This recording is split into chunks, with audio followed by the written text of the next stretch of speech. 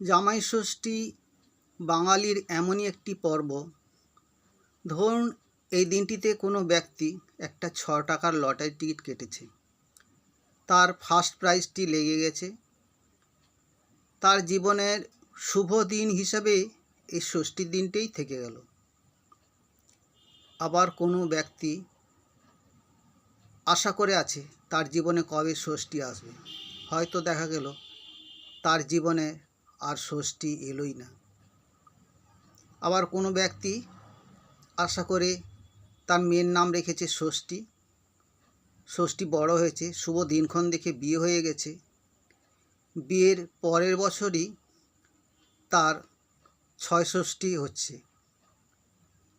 ছয়ষষ্ঠী হওয়ার কারণ সে বছর আর জামাই ষষ্ঠী হলো না। 1 বছর পর আবার জামাই ষষ্ঠী যখন এসছে, ষষ্ঠী বাপের বাড়ি আসছে, সঙ্গে হাজব্যান্ড, আর প্রায় বছর খানেকের একজন ফ্রিতে আসছেন, ছোট্ট ছোট্ট হাত, ছোট্ট ছোট্ট পা, হাসতে হাসতে দাদুর বাড়ি ষষ্ঠী খেতে আসছে।